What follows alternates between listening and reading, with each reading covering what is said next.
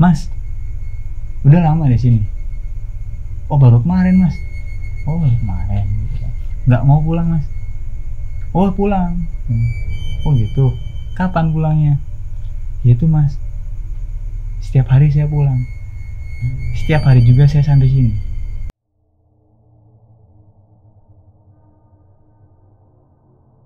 Assalamualaikum warahmatullahi wabarakatuh.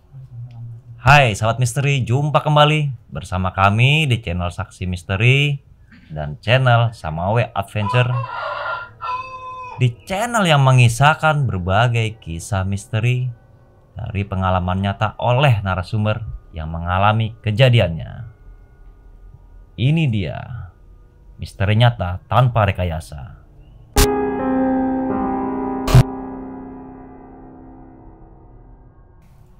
Di part kali ini kita memasukin ke part kedua, yang dimana part 1 telah ditayangkan di channel Rekamedia. Tetap kali ini kita bersama dengan Bang Awe dari Samawe Adventure.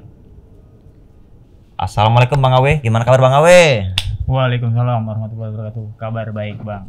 Wah, kali ini kita akan melanjutkan babak kedua ini dari sebelumnya sudah diutarakan ya ceritanya di Saksi Misteri channel Rekamedia.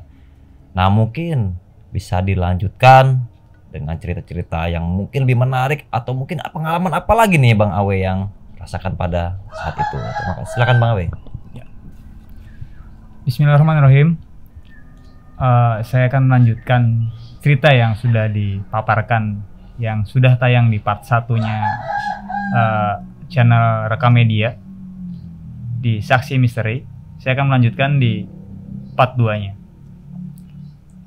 Lanjut, part 2 itu dimulai dari saya mendaki kembali ke Gunung Slamet di hari yang sama. Di hari yang sama pada saat saya sudah mengantar teman saya ke stasiun, ke terminal, saya bertemu dengan seorang bapak yang dari desa tersebut, dan dia bilang katanya betah pulang. Akhirnya saya penasaran, saya kembali lagi ke sana. Singkat cerita, saya bermalam kembali di base camp, dan besok pagi saya langsung melakukan pendakian. Tapi pendakian kali ini saya tidak bertujuan untuk ke puncak. Saya bertujuan untuk menuju ke desa tersebut. Ya sudah, saya lanjut jalan Pak. Kurang lebih sekitar 1,5 jam saya melakukan perjalanan dari base camp. Saya selalu melihat ke sisi kanan jalan. Pada saat saya melewati hutan pinus, saya masih ingat ada 2 hutan pinus yang berdiri berdekatan dengan adanya ranting yang menjuntai ke bawah membentuk sebuah gerbang. Dan bukan hanya 2 pinus, ada 4 pinus sebetulnya, dengan ada di belakang pohon pinus yang tadi, yang 2 di sini dan 2 lagi di belakang. 4 pohon pinus itu membuat sebuah gerbang, seperti gerbang untuk masuk. Saya coba lagi Bang masuk. Sebelum saya coba masuk, saya hanya berpikir, bener nggak sih gua ini mau masuk ke dalam? Yakin nggak sih kalau gua masuk lagi, gua bakal bisa keluar? Sempat berpikir bahwa gimana ya, takutnya gue nggak pulang atau gimana, ya sudah. Cuman ada satu kejadian yang membuat gue pengen balik ke dalam. Rasa penasaran yang gue pengen ke dalam lagi, dan gue harus ke dalam. Gue pengen tahu sebuah kebenaran. Gue coba masuk, bismillah, mudah-mudahan gue nemuin desa itu lagi. Ketika gue masuk nih Bang, masuk tuh gue dalam artian gue lewatin pohon pinus, 4 pohon pinus itu dengan yang membentuk gerbang. Gue masuk, berjalan kurang lebih 1/2 jam. Alhamdulillah, gue nemuin rumah yang sama. Seorang diri itu ya? Seorang diri. Rumah yang sama dengan bangunan rumah beralaskan atau berlantaikan tanah, dindingnya bilik, atasnya itu jerami atau dahan pohon kelapa dengan ibu-ibu yang sama. Sesuai pengalaman yang sudah saya alami, saya berhenti. Saya tanya, permisi Bu, saya mau ke pasar. Di sana, ibu itu menjawab, ya sudah. Kenapa saya merubah pertanyaan? Karena saya kalau menanyakan base camp, ibu itu tidak menjawab.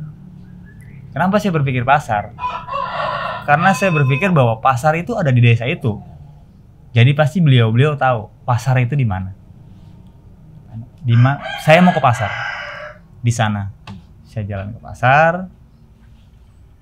Saya tidak menanyakan apa-apa di pasar. Saya kembali duduk. Melihat aktivitas sama.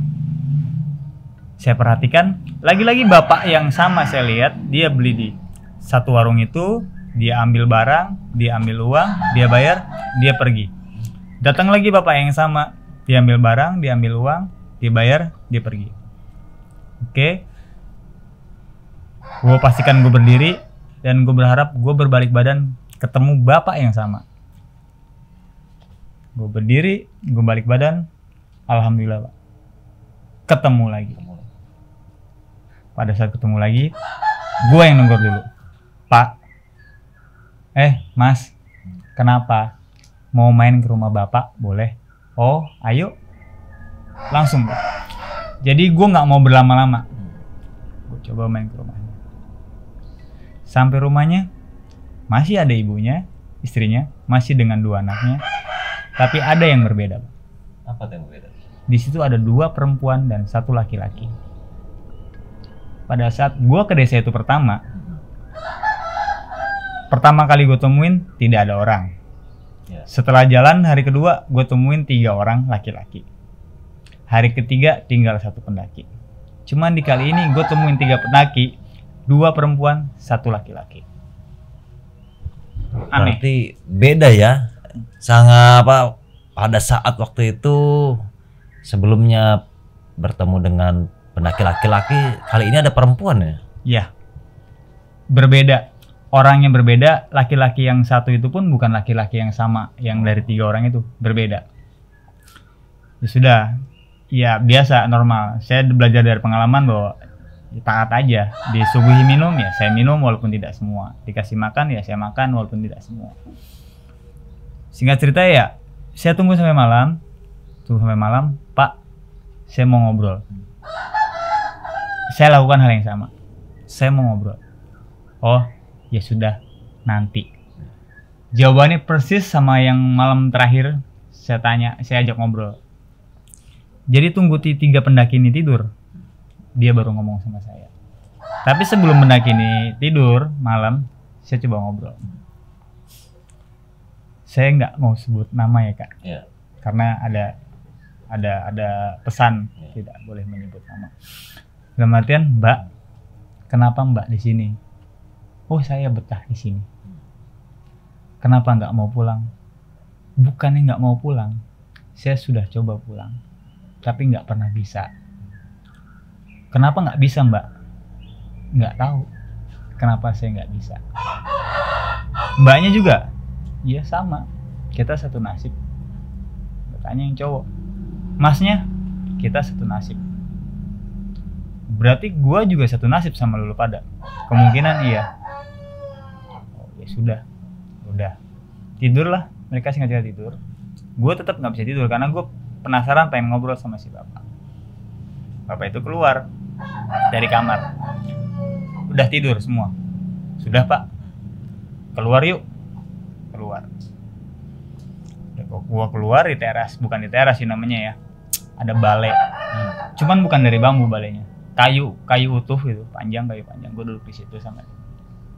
Gue bilang, "Pak, pertanyaan pertama adalah siapa nama Bapak?" Rawuh. Ya. "Pak, nama desa ini apa?" Rawuh. Jawaban yang sama. "Kalau pasar yang di depan itu pasar apa Pak?" Rawuh.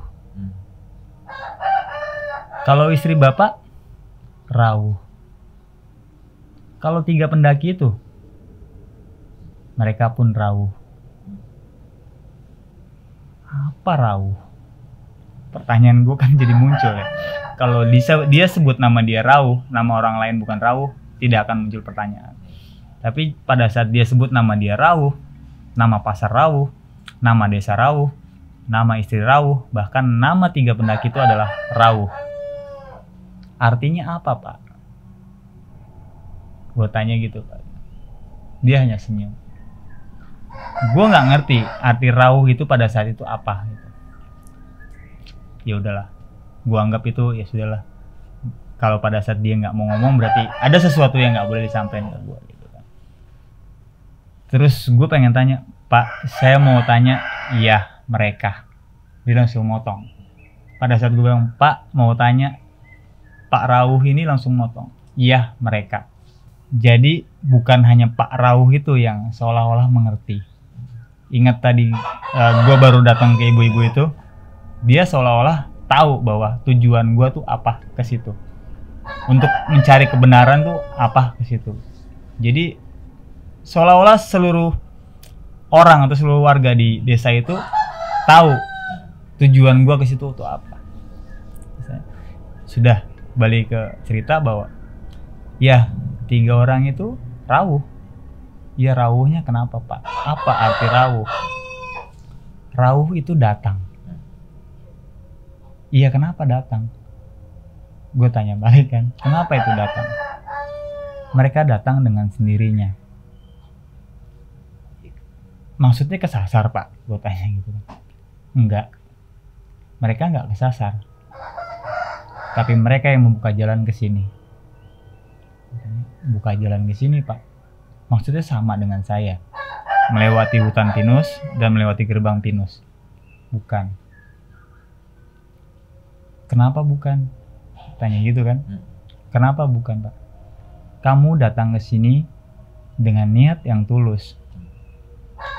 Mereka datang ke sini dengan sesuatu yang tidak baik. Terus yang membedakannya apa, Pak? Yang membedakan adalah hasil. Pada saat kamu datang ke sini dengan baik, kamu akan bisa keluar. Pada saat kamu datang ke sini dengan tidak baik, sampai kapanpun kamu nggak akan pernah keluar. Maksudnya gimana, Pak? Orang-orang yang di sini tidak akan pernah bisa keluar. Ya gue bingung dong. Lalu kamu datang dengan niat baik. Langsung gue potong lagi, Pak, maaf. Saya tidak punya niat apa-apa. Jangankan buruk, baik aja saya nggak punya. Dia bilang sama dia, saya nggak punya niat apa-apa, Pak. Saya hanya mau turun. Iya, karena kamu mau turun. Hubungannya apa? Makin bingung, makin nggak ngerti. Maksudnya apa yang disampaikan sama Pak Rauh itu gue makin nggak ngerti. Apa, Pak, hubungannya? Jadi Pak Rauh tuh bilang, kamu lihat ada berapa orang di sini? 3, Pak. Pertama kamu sini lihat ada berapa orang? 3, Pak. Ya sudah. Kamu tidur, besok kamu lihat ada berapa orang? Ya baik, Pak. Tidurlah gua.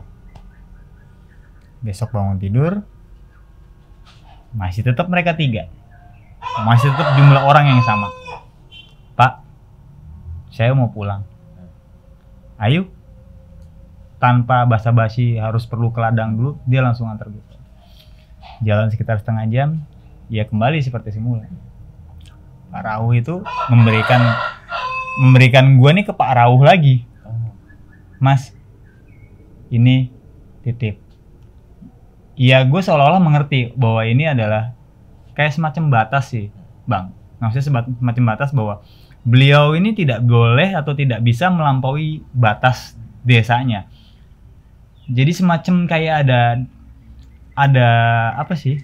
3 desa similar lah, 3 desa yang sama dengan isi yang sama, tapi dengan batasan mistik atau batasan teritorial yang berbeda gitu, bahwa dia hanya boleh sampai situ. walaupun dengan wujud yang sama, tapi mungkin orangnya beda. Ya sudahlah, begitu. Masuk, masih dengan ibunya, masih dengan 2 anaknya, tapi hanya dengan satu wanita. Mulai menarik di situ, mulai menariknya, oh, gue ada pertanyaan baru, gitu kan? Ada pertanyaan baru. Dari siang, masih siang gitu. Pak Rauh, mohon izin ikut Bapak ke ladang boleh? Boleh. Ikut gue dia ke ladang. Ladang normal sekali, orang kubis. Ya udah, main ladang. Di ladang gue tanya sama dia, Pak, boleh Bapak cerita kenapa pendaki itu berkurang? Pak Rauh bilang, mereka juga Rauh. Kalau Bapak bilang mereka siapa? Mereka Rauh. Makin nggak ngerti gue. Rauh apa? Ya udah Pak, saya pengen tahu deh.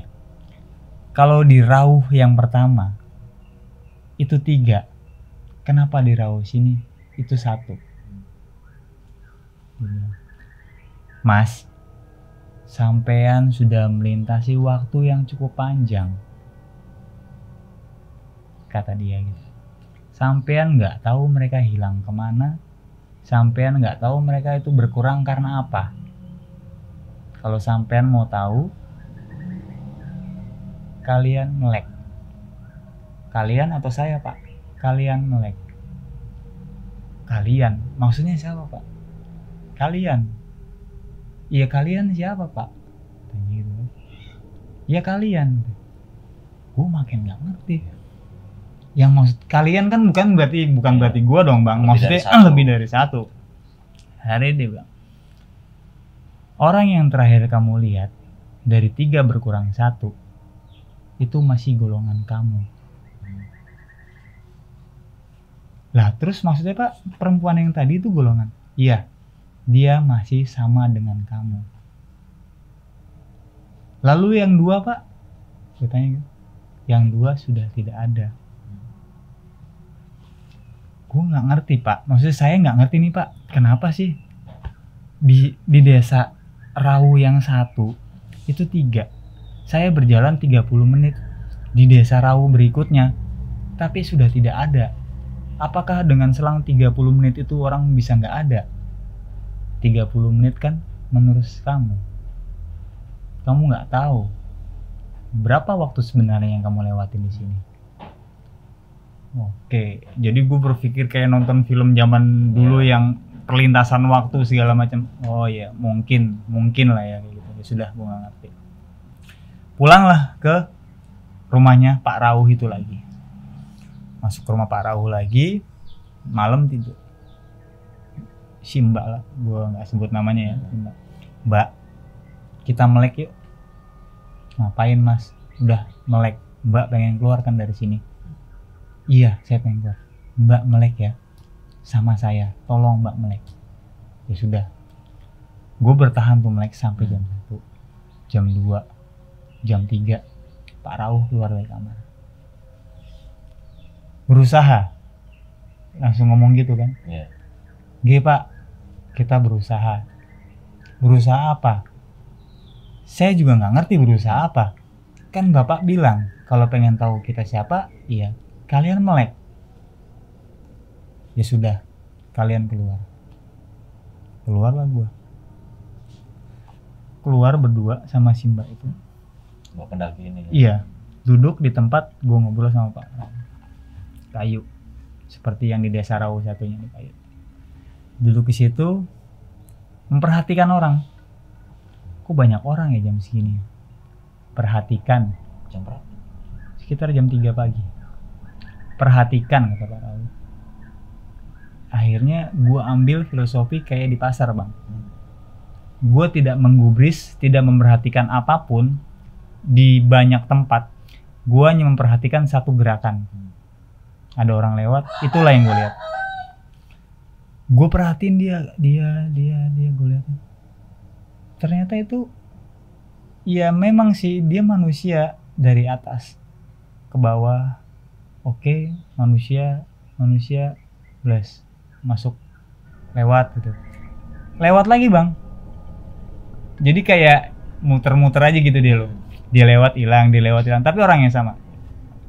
Wah 2 kali 3 kali, wah orang yang sama. Pak Rau lagi-lagi ngomong perhatikan. Gue lihat lagi, gue perhatiin di mana. Langsung gue nyebut astagfirullahaladzim. Gue nggak tahu itu di dunia apa ya bang, maksudnya gue lihat sosok kepalanya itu orang, ke bawahnya itu udah kuda, ke bawahnya kuda, buntutnya panjang, terus ada rambutnya, buntut, kepalanya itu punya rambut ya gondrong tapi agak gimbal, agak menjuntai ke bawah. Ini kah siluman? Pikiran gue gitu. Apa gue di desa siluman? Ya, sudahlah, gue nggak bisa kuat lagi buat ngelihat hal kayak gitu. Gue nunduk, gue diem. Si mbak ini bengong. Mbak, lu lihat apa? Gue tanya gitu. Gue lihat kawan gue, tapi kok badannya kuda. Kawan lo yang mana? Gue tanya gitu kan. Ternyata kawan dia yang cowok. Kan dia ada 3 orang, perempuan 2, cowok 1. Yang dia lihat itu adalah temennya yang cowok itu. Loh, itu teman mbak? Iya, itu teman saya. Ya sudah tuh maksudnya, ya sudah mbak, kita diam. Terus dia muter, tapi wujudnya sudah begitu, tidak berubah jadi orang lagi. Kayak udah mulai agak terang, normal lagi. Ngantuk, tidur berasa udah panjang, tapi begitu bangun ya masih berasa pagi. Kok baru sebentar, kok maksudnya waktu tuh kayaknya baru sebentar, cuma tidur kayaknya udah panjang gitu. Pagi lagi, Pak, kok saya lihat semalam lihat kuda, cuman kepalanya manusia. Perhatikan. Omongan itu lagi yang keluar. Oke, Pak, boleh nggak saya diantar ke Desa Rauh yang terakhir? Boleh, Mbak, ikut ya. Gue bilang ikut. Ya, aku ikut. Diantarlah lagi ke Desa Rauh yang satunya. Hal yang sama dilakukan, titip, Mas, titip. Tapi yang titip bukan cuman gua, si Mbak. Taruhlah Mbak A ini satu. Di situ tuh inget kan, satu laki-laki. Ada. Jadi gua datang, Pak Rauh yang ketiga itu dengan istrinya, dengan 2 anaknya, dengan 1 laki-laki pendaki itu. Gue datang, berarti di situ ada 3 orang asing, gua, mbaknya, sama masnya, sama Pak Rauh, sama istrinya dan 2 anaknya. Berarti ada 4, 5, ada 7 orang dalam satu rumah. Ngobrol, Mas, kapan sampai? Mas nggak inget saya. Gue tanya gitu dong. Enggak. Oh enggak. Oh ya wis. Ya udah nggak apa-apa. Ngobrol seperti layaknya orang nggak punya masalah. Seperti layaknya pendaki lagi break di satu warung, ngobrol aja, normal ngobrol. Pas masuk malam, kembali lagi gue coba ngomong sama Pak Rauh. Pak Rauh, saya pengen ngobrol. Perhatikan. Penasaran gue yang dimaksud dengan dia perhatikan tuh apa sih? Apa sih yang dimaksud dengan dia perhatikan? Siapa Pak yang harus memperhatikan? Kamu. Bedanya dengan yang Pak Rauh kedua, kalau Pak Rauh kedua bilang kalian, Pak Rauh ketiga ini bilang kamu. Berarti cuman gua. Iya kan? Berarti kalau cuman gua nggak perlu mereka untuk bisa memperhatikan yang lain. Oke, sudah. Kapan Pak? Saat datang fajar. Besok pagi dong. Gue takut kelewat nih. Gue tetap nggak tidur. Menjelang pagi ya sekitar jam 4 lah, pokoknya menjelang fajar gue keluar lagi. Gue duduk lagi di tempat yang sama. Kenapa gue bilang tempat sama? Desa A, desa B, desa C ini, desa Rawu 1, Rawu 2, Rawu 3 itu semuanya sama. Semuanya sama. Dari mulai bentuk rumah, pakaian, orang, apa yang ditawarkan, apa yang disuguhkan, semuanya sama. Hanya beberapa kata-kata aja yang berbeda gitu kan. Karena dari guanya juga berbeda. Gue duduk di situ. Gue nggak memperhatikan si pendaki ini dua ya bang ya. Gue nggak memperhatikan itu. Gue hanya memperhatikan orang lewat. Orang lewat itu biasa, orang lewat biasa. Lagi-lagi Pak Rawu, perhatikan. Gue perhatikan. Gue hanya melihat sosok orang itu. Ya orang-orang umum yang mau pada ke pasar mungkin ya. Orang. Lama-lama jadi putih. Dan berbentuk sesuatu yang indah sih bang. Kalau gue bilang nggak serem. Apa tuh? Bentuk apa dia? Iya sosok laki-laki. Kalau laki-laki ya berubah jadi sosok laki-laki yang jadi tampan, jadi berkarisma, bercahaya. Gue kayak seolah-olah lagi di dalam istana yang bener-bener megah gitu. Megah bukan bangunan ya, maksudnya orang-orang di dalamnya tuh bersih, terus bercahaya kayak gitu loh. Wah gila, bersih di sini. Cakep orangnya, pokoknya segala macam pikiran gue jadi bagus, menjadi bagus. Gue memperhatikan orang itu terus tanpa melihat ke sisi pintu rumah. Gue merhatikan terus ternyata sebelah gue lewat, tok kedepok, bunyi kuda. Gue nengok. Itu mbak yang tadi sama gua. Mbak yang tadi sama gua. Kok dia jadi kuda? Gitu kan? Kok bisa dia jadi kuda? Nah, ya sudah, dia lewat. Cuman gua diem gak ngomong apa-apa. Ya udahlah, diemin aja. Lewat lagi. Emasnya yang tadi. Jadi kuda juga. Cuman kalau mbak tadi itu rambutnya biasa lurus, maksudnya tidak ada perubahan yang besar dalam wajahnya, yang hanya berubah tuh dari leher ke bawah, berubah jadi badan kuda, cuman kepalanya tetap dia.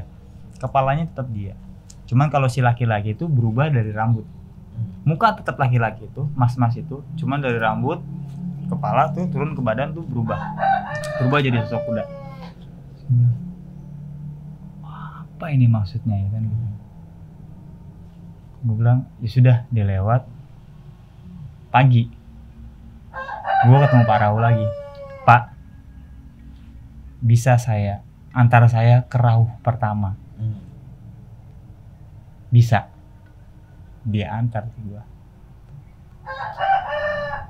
Tapi anehnya dia bisa sampai Rawu pertama. Kalau turunnya itu kan dari Rawu 1 mengantar ke Rawu 2, dilepas. Rawu 1 balik, tinggal Rawu 2. Rawu 2 ngantar ke Rawu 3, Rawu 2 nya balik. Tapi di Rawu 3 ini gue minta diantar ke Rawu pertama. Dia terus bablas. Dia bisa ngelewatin Rawu 2 sampai ke Rawu 1. Dan tidak ketemu Pak Rawuhnya itu. Linggih mas, duduk,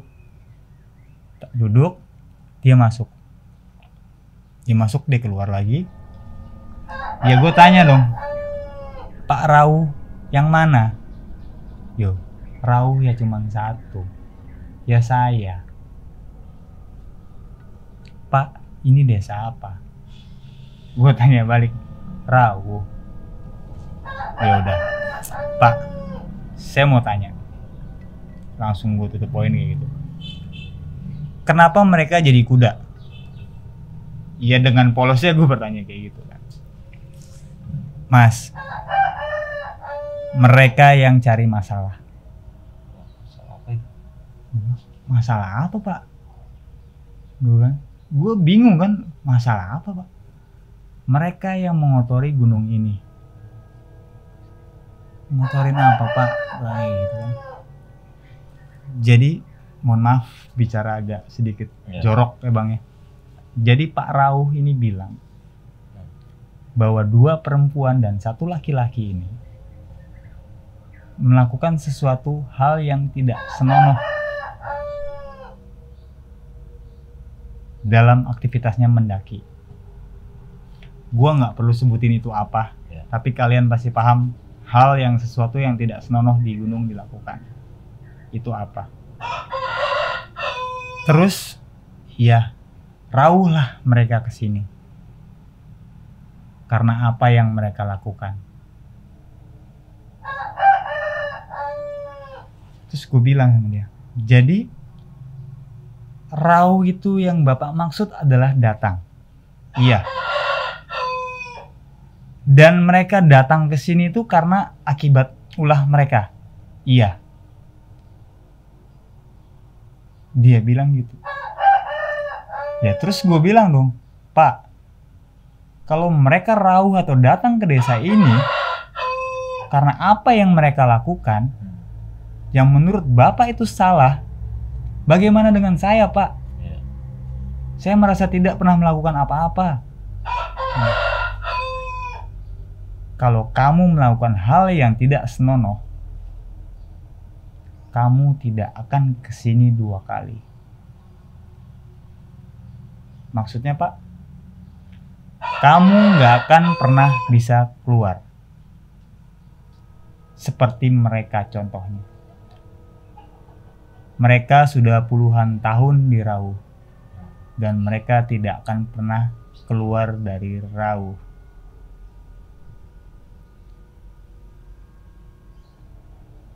Pak, gue tanya lagi dia. Saya kesini kedua kali. Bapak menjelaskan kejadian yang 3 orang ini. Perempuan 2, laki-laki 1, Pak. Bagaimana dengan pada saat saya datang ke sini pertama kali? Saya melihat 3 pendaki, Pak. Dan laki-laki semua. Kenapa saya datang kedua kali ke sini? Mereka tidak ada. Gue tanya kayak gitu dong. Mereka ada.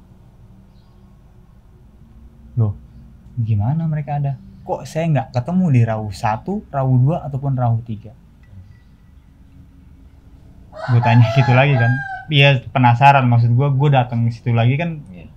Basicnya tuh yang membuat gue datang ke situ lagi tuh adalah karena mengingat 3 pendaki yang masih di atas. Gue pengen bawa mereka keluar. Laki-laki. Iya, karena gue bisa keluar, kenapa mereka enggak? Gitu aja. Jadi mereka sudah tidak ada. Maksudnya, Pak, mereka sudah lama meninggal. Loh, terus ini yang jadi kuda, mereka sudah meninggal? Gue tanya gitu. Mereka belum meninggal. Jadi yang 2 ini, jadi yang perempuan 1 jadi kuda, yang laki-laki 1 jadi kuda, itu belum meninggal. Terus perempuan yang 1-nya lagi itu sudah meninggal. Terus gue bilang dong, Pak, berarti bisa selamat dong, Pak, Mbak sama Masnya. Selamat. Mereka bisa menebus, tapi mereka akan mati di sini.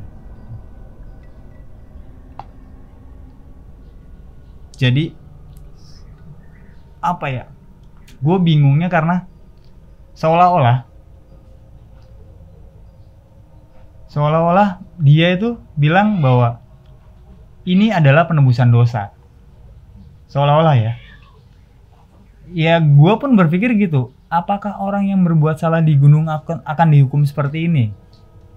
Gue berpikiran kayak gitu. Semua pendaki yang berbuat salah di gunung akan dihukum seperti ini. Pikiran gue kayak gitu. Terus gue diem. Iya, karena berpikir kayak gitu. Terus dia bilang, gak semuanya kok, Mas. Gue kaget dong. Gue gak ngerasa ngomong, gue gak ngerasa berargumen, tapi dia bisa baca apa yang gue pikirin.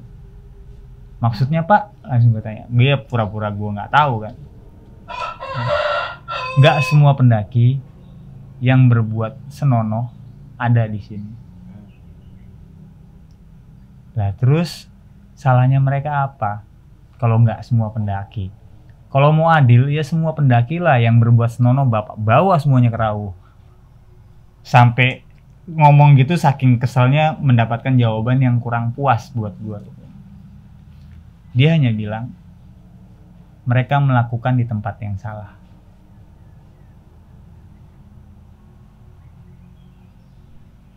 Gue tanya lagi kan, tempat apa pak?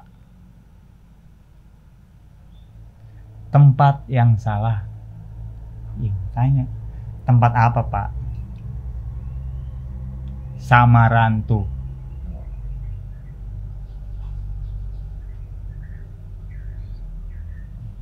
Jadi mereka itu melakukan hal yang tidak senonoh di Samarantu.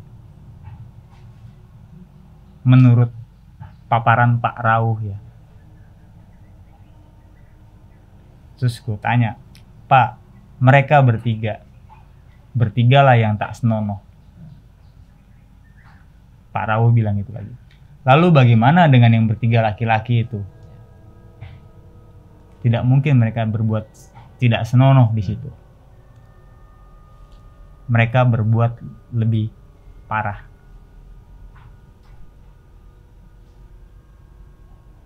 Berbuat lebih parah.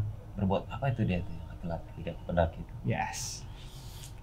Jadi 3 pendaki itu Pak Rauh bilang bahwa dia menantang,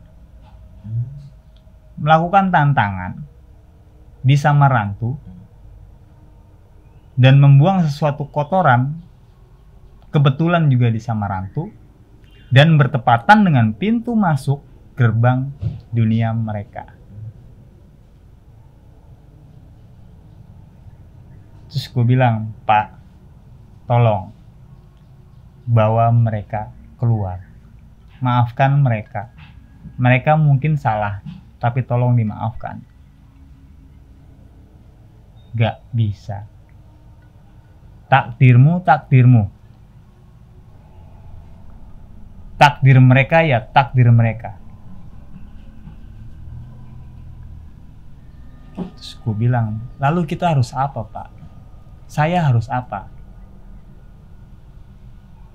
Saya nggak tega lihat teman saya begitu. Gue tanya gitu kan. Kamu nggak usah peduli. Maksudnya nggak usah peduli pak?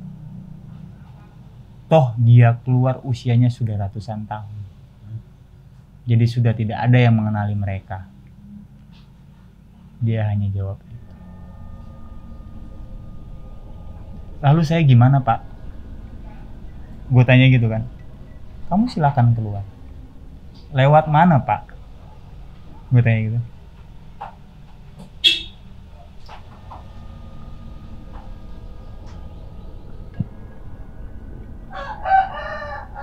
Gue tanya, lewat mana pak? Lewat jalan kamu masuk. Yakin dalam hati gue bisa gue kayak gitu.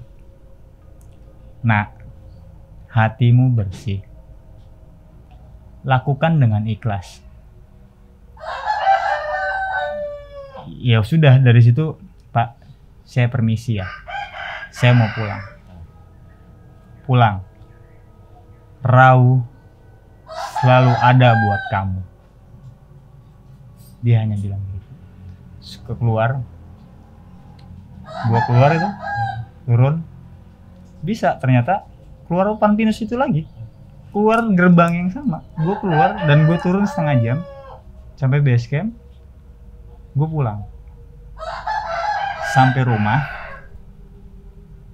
orang tua gue tanya,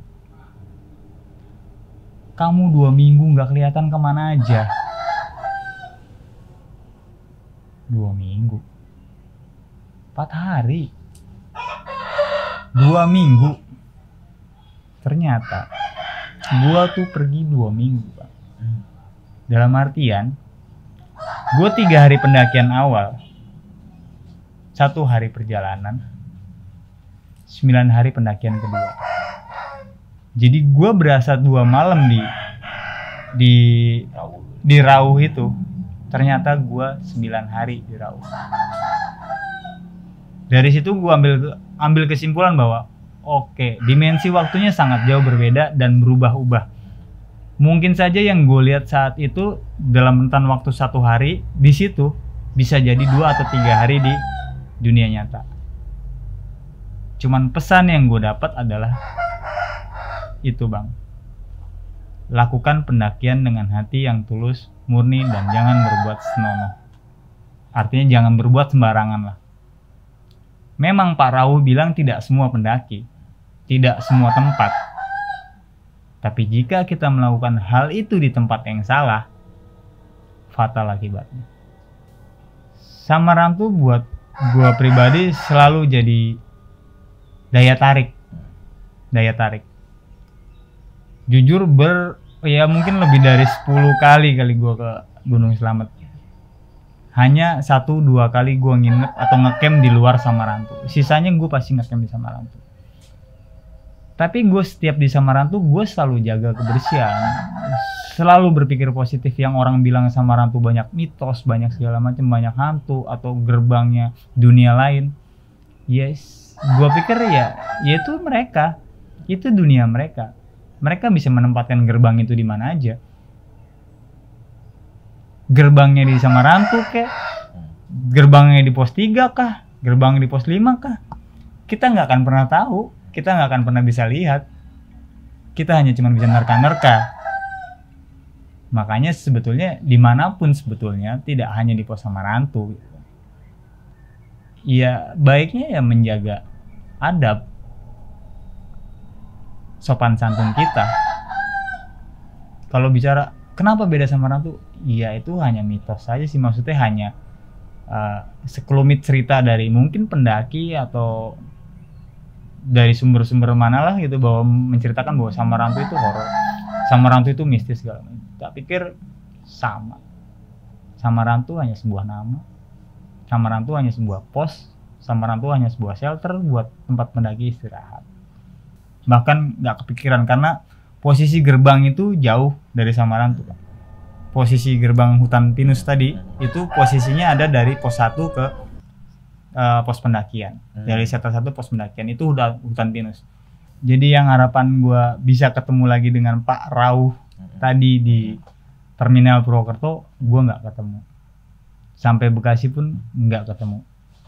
Tapi yang selalu gue ingat sampai detik ini, Rawuh selalu terbuka buat gue. Poin itu. Dari semua kisah yang Bang Awe ceritakan ya, baik dari part 1 dan part 2. Part 1 Bang Awe setelah cerita di Saksi Misteri channel Rekam Media. Nah saat ini part 2 diceritakan di channel Samawe Adventure ya. Apakah ada kesan-kesan atau pesan moral atau mungkin ada sedikit pengetahuan untuk edukasi buat rekan-rekan lain? Edukasi, pesan, sekali lagi ini dari Awe pribadi, bukan orang yang pintar, bukan orang yang serba tahu, tapi mungkin berdasarkan pengalaman aja sih bang. Maksudnya adab, sopan santun, norma sangat penting kita pegang teguh dimanapun kita berada. Ada orang bilang kan, cari musuh gampang, cari teman susah. Sama halnya, kalau kita punya adab yang baik, cari teman gampang, cari musuh susah. Dibalik malah, kalau kita punya adab yang baik. Jadi dimanapun kita berada, dimanapun kita mendaki, jaga norma, sopan santun, etika. Kita mau buang air ya, harus yang benar, dalam artian kita permisi, cari tempat yang layak buat buang air. Kita tutup, kita timbun yang rapi, ya hal kayak gitu sih bang. Makanya sampai detik ini kalau misalkan gue sendiri ditanya, Bang Awe, gunung mana sih yang bikin lo kesemsem, berkesan segala macem? Dari sekian banyak gunung yang indah di Indonesia, Slamet tidak ada yang mengalahkan buat gue. Slamet yang berkesan buat gue. Slamet yang bikin gue selalu pengen naik gunung. Itu aja sih bang. Sahabat Saksi Misteri, kita baru saja mendengarkan sebuah kisah nyata yang dialami langsung oleh narasumber. Kita tetap menyadari bahwa selain kehidupan nyata, ada kehidupan yang tak kasat mata. Ingat, pelajaran utama kami adalah pengalaman dari seorang guru bernama kenyataan. Tetap dukung channel Saksi Misteri agar kalian tetap terhubung bersama kami. Terima kasih dan salam tak kasat mata.